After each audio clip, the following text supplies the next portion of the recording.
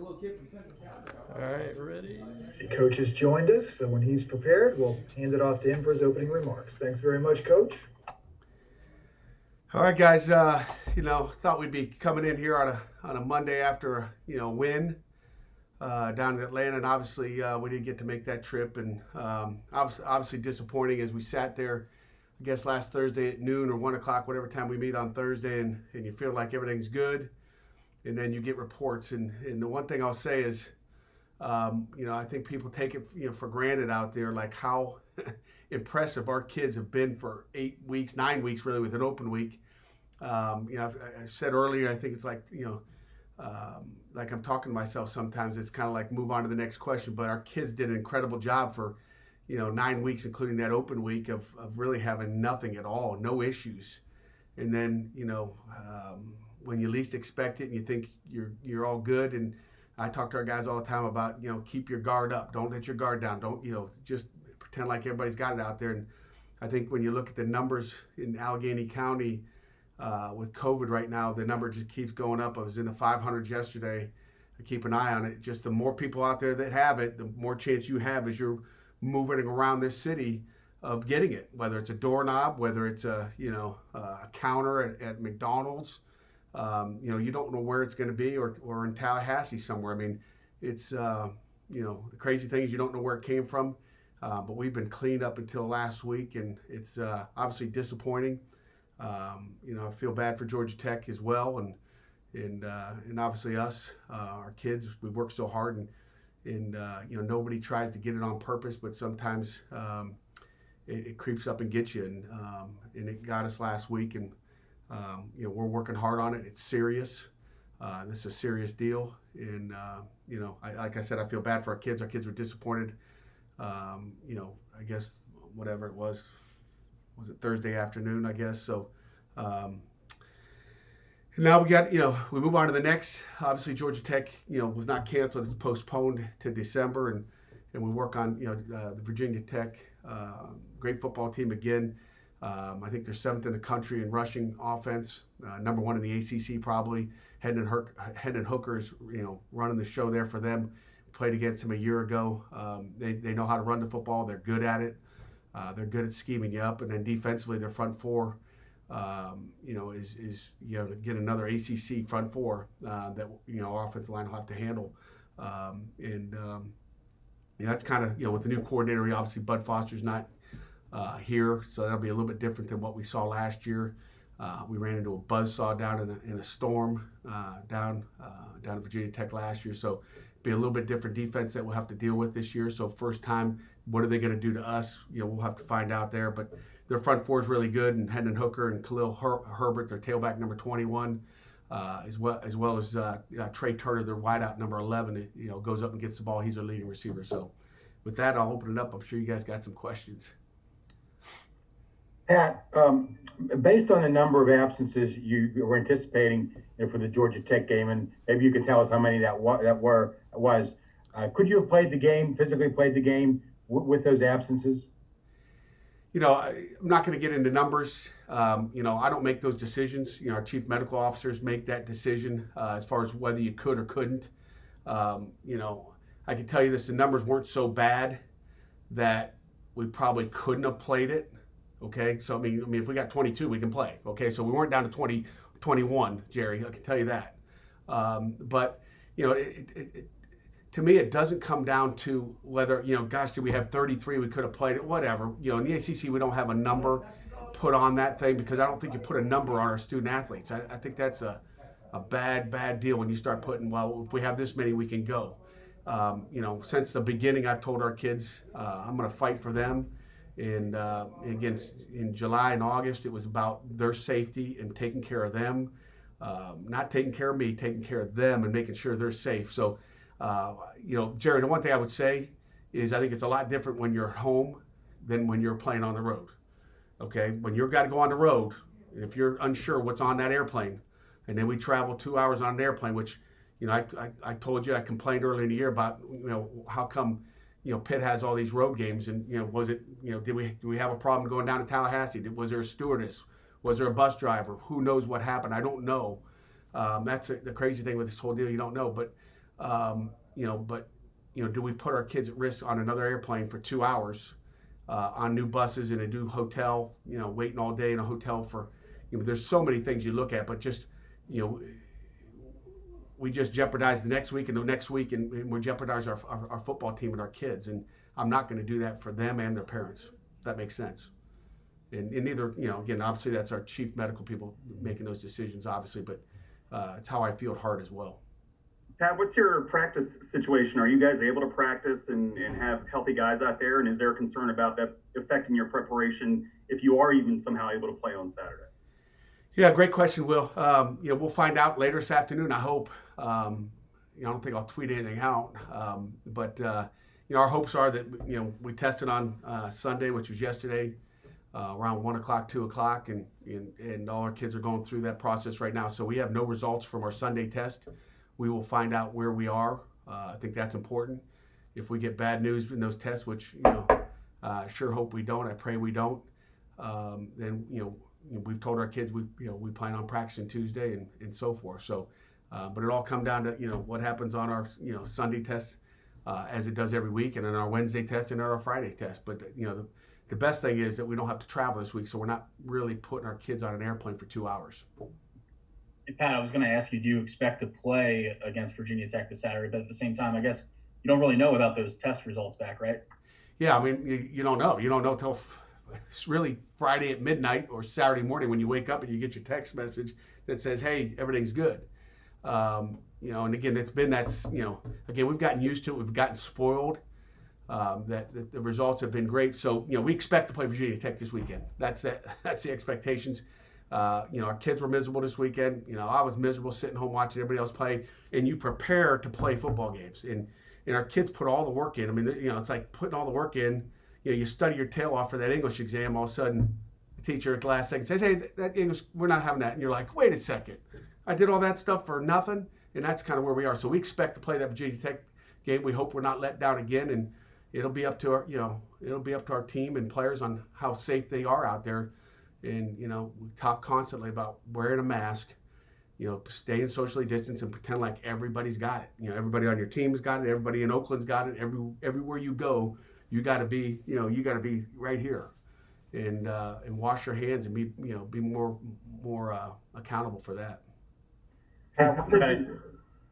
I wanted to ask you real quick about Virginia Tech's running game specifically. You mentioned it in the opening. When you look at them, is that a product of how good Hooker and Herbert are? What do you see from the offensive line? What's made it so effective? Well, again, it's not just a quarterback, as you know. It's not just a running back. And it's not just an offensive line. It takes 11 guys. Okay, it takes receivers blocking downfield to be explosive. But I might say this offensive line is the second best O-line we've faced, compared to Notre Dame. When you look at their career starts, across the top, I'll give it to you. Christian, their left tackle, has got 32 career starts. Lectus Smith's got 22 career starts. Hoffman, their center, who transferred from Coastal Carolina, has got 20 starts.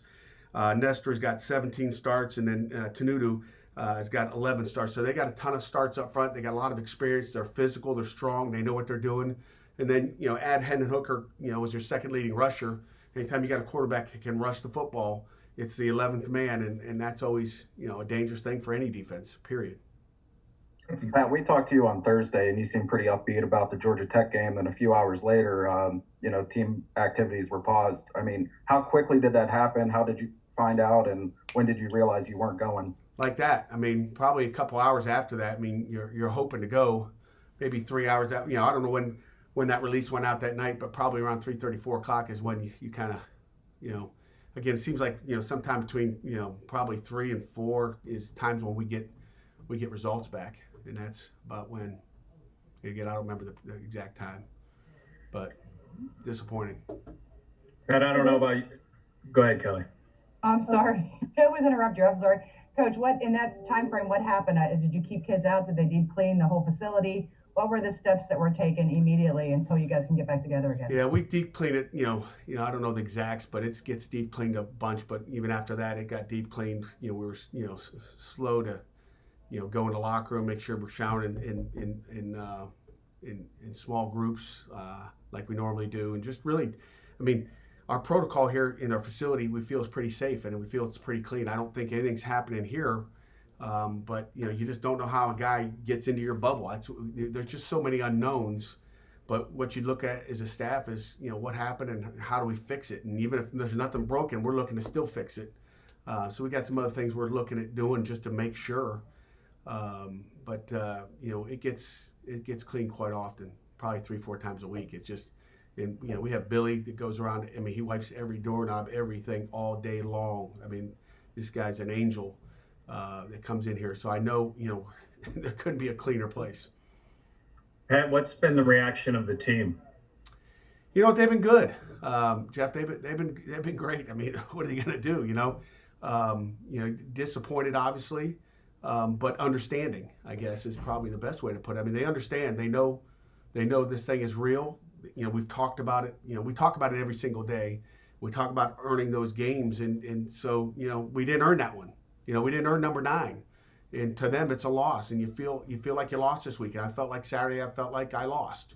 We lost that game. I've told you we've won a lot of them through the year, and every Saturday when we get to that game, it's a win. Okay, it's a win to get there, and we lost this one. We didn't get there, and that's disappointing. I didn't want to let Georgia Tech down, and obviously they had some issues as well. And again, there's a lot of teams around the country that are having issues, NFL and college. But that's what it is.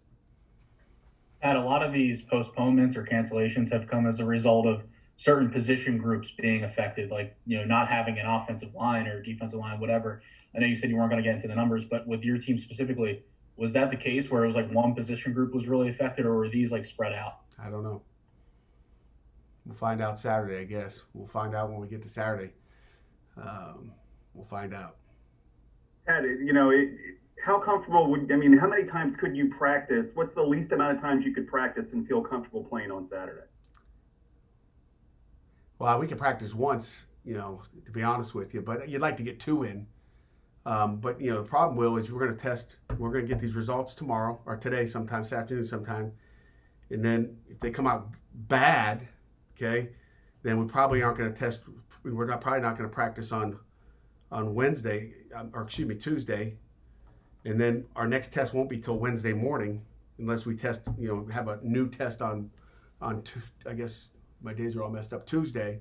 So, it's really a Sunday, Wednesday, Friday. And, do we get a Tuesday? That's all, I don't know. Maybe we have another Tuesday test. Those are all the unknowns that I can't control. And I wish I could control some of these things, but it's out of my hands. Are you out of wiggle room schedule-wise, too? I mean, like, if for some reason you couldn't play Saturday, there would be no chance to reschedule, correct? Just because of the way it looks? I don't know that. Maybe we play on a Wednesday and play somebody else on a Saturday. We'd like to, we got 3 guaranteed games, we'd like to get them in. I know that. For the players that tested positive, how long will they have to remain isolated from the rest of the team? Is it 10 days? Or 14, and then I'm assuming they won't be eligible to play against Virginia Tech? Yeah, it's 10. It depends on when they tested positive or had symptoms, but it's 10 days to answer your question for anybody that tested positive. And then if it's a contact, then it's 14 days for anybody that contacted. So obviously there's the contacts, and then there's the positives, and those numbers can add up pretty quickly. Pat, you talked about coming after the Notre Dame game that you guys were really going through it and beat up, and the bye week really helped you. How much do you think that maybe, I know you said you guys were very disappointed you didn't get to play this weekend, but now that's 2 kind of off weeks where you didn't have to get beat up on Saturday and then recover going into the week. Do you think that's going to help maybe get some of you guys back a little bit faster? Because you still got players like Wendell Davis and Keyshawn Camp, who you said might play last week. Right. I mean, it could get someone else back. But you just don't know. You don't know the injury part of it, and then you don't know where you'll be on the COVID end of it either. So, but having an extra week, we'll be fresh. But we had enough. We needed freshness way back. That's how bad our luck is. Right when we're ready to roll, we've got a fresh open weekend. We're going to Florida State now. We need to have another game too, and play Georgia Tech, and then we couldn't get in. So we'll have another fresh week, if you want to call it, just because we didn't play on the weekend. But they practiced. You mentioned the kids are doing good, but how are your seniors holding up? I mean, ostensibly is it's their last chance to play at Heinz Field, a last chance to play in front of their family. Some of these guys, this might be you're getting a lot to the end of their careers. Mm-hmm. Just emotionally, how are they holding up, and what's your message to them? Yeah, I think they're doing good. I mean, they're just stay steady. I mean, I think they're great. I mean, I talked to every one of them yesterday, personally on the phone. They were all all great. I don't see anything. This senior class, this football team has never wavered. They understand what we were going through. This is 2020. I don't know how many days left, but I'm counting the days. There must not have been enough people say Happy New Year this year on the 1st because, I can't wait till 2021. I can tell you that. I hope it's a different year for this entire country. Coach, speaking of seniors, Patrick Jones, what has he meant to your team? Oh man, Patrick Jones. Patrick Jones is he's everything. I mean, he's a leader. Obviously, he's a captain for us. He's a guy that's going to be playing on Sundays. If you have a chance to watch any Sunday football, he's one of those guys. He's really become a leader. He's grown so much from his freshman year to his senior year.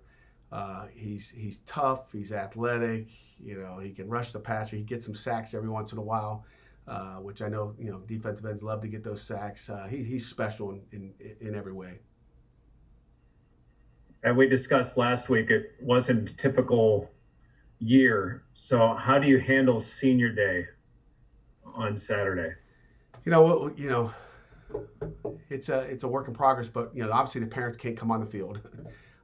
Even though our kids see the parents, just Heinz Field, that's not going to happen. Maybe if we played at a high school stadium somewhere, they'd let us have it, but it's not going to happen at Heinz Field. So, somehow we'll have some video on the video board. I'm not sure how it's going to work, but we'll do and try to make it as special as we can for those seniors in 2020. It's what it is. There's nothing else we can do, and everybody's in the same position we are across the country.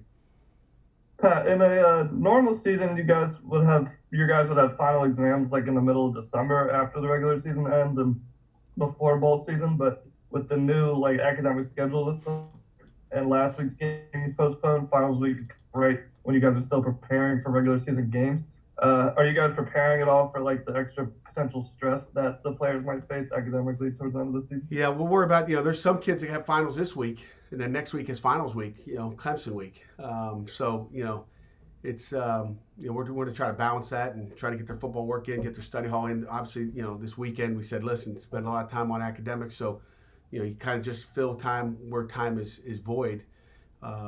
But obviously their academics and studying for those finals, usually there's no practice during finals week. So it is a little bit different this year for sure. And it's worrisome, as you can imagine. Pat, you guys normally have your Sunday meetings, in the indoor socially distance on Sundays.